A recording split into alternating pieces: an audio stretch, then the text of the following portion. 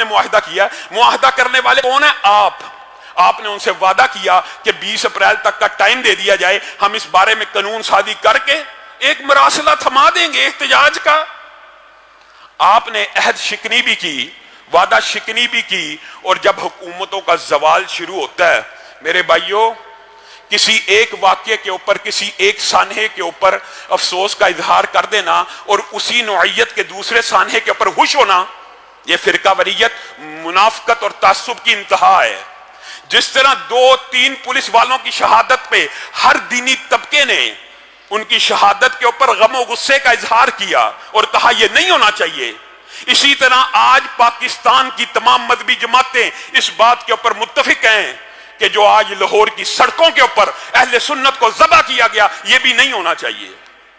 یہ کتنے افسوس اور دکھ کی بات ہے، وہ لبرل مافیا جو کئی دنوں سے، اور درست کہہ رہی تھی اس وقت کہ پولیس کے اوپر پتھراؤ نہیں ہونا چاہیے، پولیس والوں کو نہیں مارنا چاہیے، آج وہ کہاں ہیں؟ پولیس والوں کے فوتگی کے اوپر تو مذہب پسند اور اسلام پسند آپ کے ساتھ مل کے روتا ہے، اے پی ایس سانحے پہ مولوی آپ کے ساتھ مل کے روتا ہے، کوئی فوجی شہید ہو جائے آپ کے ساتھ مل کے اسلام پسند آنسو بہاتے ہیں، لیکن جب کوئی بارش فوت ہو جاتا ہے، جب کوئی بارش ذبح ہو جاتا ہے، جب کوئی بارش تشدد کی لہر میں آ کے ہلاک ہو جاتا ہے، تب مولوی بیچارہ اکیلا روتا ہے، تب لاش بھی اکیلے اٹھانی پڑتی ہے، تب جنازہ بھی اکیلے پڑھانا پڑتا ہے، تب زخمیوں کو بھی مسجدوں میں پناہ دینی پڑتی ہے، ہسپتالوں کے دروازے بھی ان کے لیے نہیں کھولے جاتے۔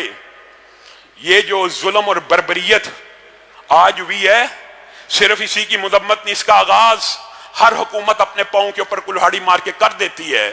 آپ شاید بھول گئے ہیں، تمہیں یاد ہو کہ نہ یاد ہو، مجھے یاد ہے سب ذرا ذرا، جب مشرف کے جانے کا وقت آیا تھا اس نے کیا بلنڈر مارا تھا؟ لال مسجد کے اوپر شبہون مارا تھا۔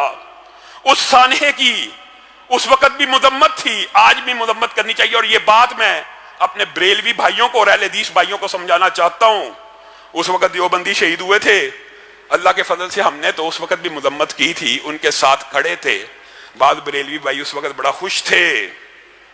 اس کے بعد وہی سانحہ، اسی طرز کا سانحہ جب نواز شریف کی حکومت کا اقتدار غروب ہونے والا تھا، جب اس کی حکومت ڈھلنے والی تھی، ماڈل ٹاؤن کے اندر 14 بے گناہوں کو گولیاں ماری گئیں۔ اس وقت بھی ہم نے مذمت کی تھی، اس وقت بھی مذہبی طبقہ یہ کہتا تھا ظلم ہوا، لیکن تب بھی بعض لوگ کہتے تھے یہ اچھا ہوا۔ تمہیں چن چن کے الگ الگ کر کے مارا جا رہا ہے، اور ہر دفعہ تم کسی کے موت کے اوپر، شہادتوں کے اوپر، ہلاکتوں کے اوپر تالیاں بجاتے ہو۔ آج سانحہ لاہور نے لال مسجد اور ماڈل ٹاؤن کی یاد تازہ کر دی ہے، جس طرح لال مسجد کے بعد مشرف کا اقتدار نہیں تھا بچا، ماڈل ٹاؤن کے بعد نواز شریف کا اقتدار نہیں تھا بچا۔ آج سانحہ لاہور سے خان صاحب کو اور شیخ رشید کو عبرت پکڑنی چاہیے۔ شیخ رشید صاحب، آپ وہی ہیں نا جنہوں نے یہ نعرے لگائے تھے، جلاؤ، گراؤ، مار دو، مار ڈالو، میں پارلیمنٹ کو آگ لگا دوں گا۔ اس لیے آپ کو وزیر داخلہ بنایا گیا تھا کہ آپ لاہور کو آگ لگا دیں۔ آپ نے کس طرح گولی چلانے کا آرڈر دے دیا؟ اگر مذہب پسندوں نے پولیس کی موت کے اوپر آپ کا ساتھ دیا کہ نہیں ہونا چاہیے، تو کیا آپ نے یہ سمجھ لیا کہ یہ نہتے اکیلے بیچارے مسلمان ہیں، روزہ رکھے میں ان کے اوپر گولیوں کا آرڈر ہو جائے گا اور آپ جی چاہے جس کو مرضی ذبح کرتے رہیں گے اور کوئی صدائے احتجاج کو بلند نہیں کرے گا؟ یا تو آپ پاکستان کے آئین اور قانون میں آپ نے یہ الفاظ کہے ہیں، ویڈیوز موجود ہیں، آپ کی جماعت کے اوپر کا پابندی لگ رہی ہے، آپ کے اوپر پابندی کیوں نہیں؟ اور آپ کے خان صاحب نے یہ بات بھی کہی تھی، کوئی پولیس والا اگر میرے کارکن کو ہاتھ لگائے گا، روکے گا، گولی چلائے گا، میں عمران خان اس کو اپنے ہاتھ سے پھانسی لگا دوں گا۔ یہ وہی خان صاحب ہیں جو آج ملک کے وزیر اعظم ہیں، ان کی پارٹیوں کے اوپر کب پابندی لگنی ہے؟ یہ صرف سمجھانے کے لیے کہہ رہا ہوں۔ یہ فاشزم خان صاحب، یہ فاشزم شیخ رشید صاحب، آپ نے ہمیں سنہرے خواب دکھائے اس قوم کو۔ ماڈل ٹاؤن کے سانحے کے اوپر آپ دن بھر رات احتجاج کرتے رہے، سیاست کرتے رہے۔ آج کہنے میں ہم حق بجانب ہیں، اس وقت ہم یہ سمجھتے تھے آپ احتجاج کر رہے ہیں اور آپ اس بات کو ناپسند کرتے ہیں کہ پولیس والے عوام کے اوپر گولیاں چلائیں، لیکن آج ثابت ہو گیا آپ اس وقت سیاست کر رہے تھے۔ آپ نے ماڈل ٹاؤن کے 14 قتلوں کے اوپر جتنی سیاست کرنی تھی کر لی۔ آج آپ نے کس اصول کے تحت اوپر گولی چلانے کا آرڈر دیا ہے؟ کیوں دیا ہے؟ آج مجھے اور آپ کو یہ سمجھنے کی ضرورت ہے کہ معاشرے کے اندر افہام و تفہیم کی فضا کیسے پروان چڑھ سکتی ہے۔ آج میں اپنے اہل حدیث بھائیوں کو بھی کہنا چاہتا ہوں، یہ فرقہ واریت کا دور نہیں ہے۔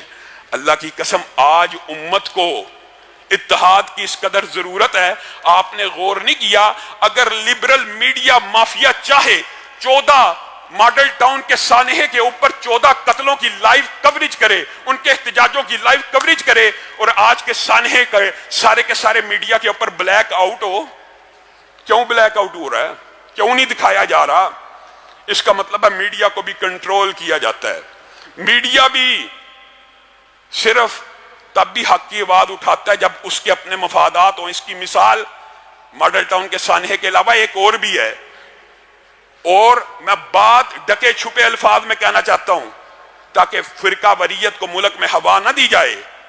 ہزارہ والے اگر بے گناہ شہید ہوں، میڈیا ان کو پراپوگیٹ تو کرے اور حکومت کے اوپر دباؤ ڈالے، کبھی فلاں وزیر جا رہا مذاکرات کرنے، کبھی فلاں وزیر جا رہا مذاکرات کرنے، حتیٰ کہ اتنا دباؤ ڈالا گیا کہ خان صاحب آپ خود جائیے، آپ خود جائیے، جب تک آپ نہیں جائیں گے یہ دھرنا ختم نہیں ہوگا۔ خان صاحب کو بھی جانا پڑ گیا، خان صاحب کو بھی جانا پڑ گیا۔ تو اگر ہزارہ والے کے لیے جانا چاہیے، اعتراض ہمیں نہیں ہے، مذاکرات ہونے چاہیے، نہیں تصادم ہونا چاہیے، لیکن اگر ہزارہ والوں کے لیے خان صاحب جا سکتے ہیں تو اس دھرنے کے اوپر جو ملتان روڈ کے اوپر جاری تھا، اس کو ختم کرنے کے لیے مذاکرات نہیں ہو سکتے؟ اس کو ختم کرنے کے